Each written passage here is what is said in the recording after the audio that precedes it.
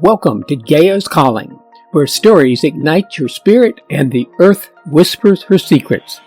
I'm Brad Swift, a write-on-purpose author of eco-fiction and nonfiction, inviting you to become an eco-guardian. Together, let's explore the wonders of our world and take action to protect them. Listen closely. Gaia is calling. And today's call is in the evening here in Flat Rock, North Carolina, and the topic is Independence Day, or is it Interdependence Day? You know, on America's 250th birthday, which will happen tomorrow, I'm asking a different question. It's not about politics, but it's more about who we're becoming. That's true. Tomorrow, the United States, the country that I was born in and that I've grown up in, celebrates the 250th anniversary of its independence. 250 years is no small thing by any measure. It is a remarkable milestone in the life of a nation, especially one born from a bold and, imperfect experiment in freedom. And yet, as I sit here listening to the pounding upstairs from earlier today, it's finally gotten quiet, which is why I'm now able to record, the pounding that was occurring from the Loving Homestead renovations. The day before this historic July 4th, I find myself strangely unable to really join the celebration. It's not because I don't love this country, because I do, very much. I'm so grateful that the forces of life allowed me to be born in Weymouth, Massachusetts, United States, a little over 77 years ago. And I do not take that bit of kismet for granted. That distinction matters to me. This is not intended as a political article, even though politics is the language many of us have been trained to use when we talk about the state of our nation. Yes, politics matters, of course. Policies matter. Elections matter. And leadership matters. But beneath the politics, there is something deeper. That is the stories we live inside of. The assumptions we rarely question, the values that we embody, and the future we are either consciously creating or unconsciously drifting towards. Lately, as part of my morning One Cause vow, there's a link there if you want to check that out, I've become asking a simple question. Thank you, Amanda Scott, for this question. What is the web of life asking from me today? This morning, that question did not lead me to an answer so much as a deeper inquiry. What does it mean to honor Independence Day when so much in our national life and consequently in our world feels fractured and fearful? And yes, of course. What does it mean to love a country without pretending that it is well? What does it mean to grieve the direction we seem to be heading while still refusing to surrender the possibility of something better?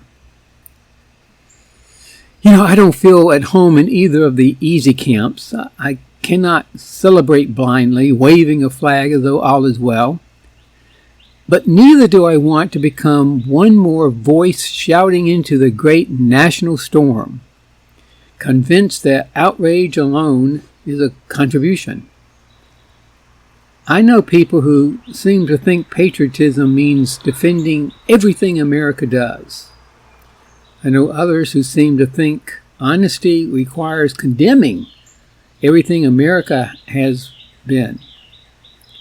Neither feel whole or complete to me. You see, for me, a nation, like a family, can be deeply loved and deeply troubled at the same time. 250 years ago, courageous and complicated people declared independence from a distant king. That declaration was both visionary and incomplete, inspiring and yes, flawed, liberating for some while excluding many others. And it's been a work in progress ever since. The American story has always carried both promise and contradiction. Perhaps every human story does. What matters now, at least to me, is not whether we can polish the past until it shines, or condemn it until nothing remains. What matters is whether we can tell the truth about where we are and still choose who we are becoming. Let me rephrase that as a question. Can we tell the truth about where we are and still choose who we are becoming? And that brings me to the possibility that maybe this particular Independence Day is inviting us into a new kind of declaration. Not independence from another nation, but independent from the assumptions that have brought us to this moment. For starters, let me suggest a few. How about independence from the belief that we are separate from one another and from the living earth? Independence from the story that more is always better. And independence from the illusion that earth resources are endless and ours to consume without consequence. And independence from the hope that technology alone will save us from the deeper transformation we are avoiding. In the language of one cause, maybe this is a moment to begin freeing ourselves from the four great untruths and recommitting ourselves to the four great truths. Little refresher here. Those four great truths summed up in these words: interconnectedness, sufficiency, reciprocity, and stewardship. Not as political slogans, not even as ideology, not as something to argue about online, but as a way or ways of being that we practice in our families, our neighborhoods, our communities, and our relationship with the living world. When I look at Logan and Piper, my grandkids, this all becomes much less abstract.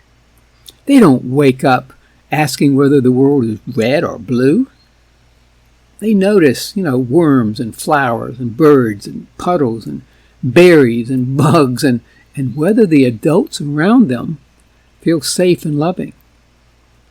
They are learning every day what kind of world this is by watching how we adults, live inside it. And I find myself wondering, what version of normal are we handing them? Perhaps a new patriotism is being asked as of now. Not the patriotism of certainty or superiority, but the patriotism of stewardship. The kind that loves a country enough to help it mature. The kind that tells the truth without bitterness. The kind that plants trees, repairs relationships, protects children, tends to the soil, welcomes our neighbors, and asks what freedom is actually for. Because freedom is not only a freedom from, it is a freedom for. Freedom for compassion, freedom for responsibility, freedom for service, for the long, humble work of becoming better humans, parents, and yes, indeed, even ancestors. The freedom to participate in the healing of a world that is not separate from us and never has been. So, tomorrow, July 4th, I may still watch fireworks, though probably I'll just listen to them from the distance, as I try to calm my 2 canine companions. I may still feel gratitude for the many blessings this country has made possible in my own life, because there are many. And I may also feel sadness, concern, and grief for how far we still have to go. And both can be true. Maybe that is what maturity asks of us, to hold love and grief in the same heart without collapsing into denial or despair. This Independence Day, I'm not sure I can celebrate in the old way, but I can recommit.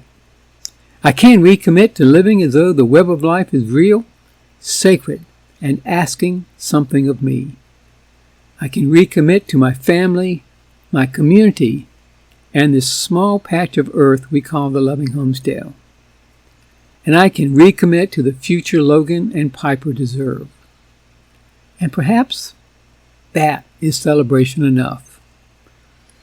This weekend, maybe the question is not simply, what are we free from? Maybe the deeper question is, what are we free to become? If this exploration of freedom and independence calls to you, I invite you to become a free or paid subscriber. Let's continue to explore these topics together.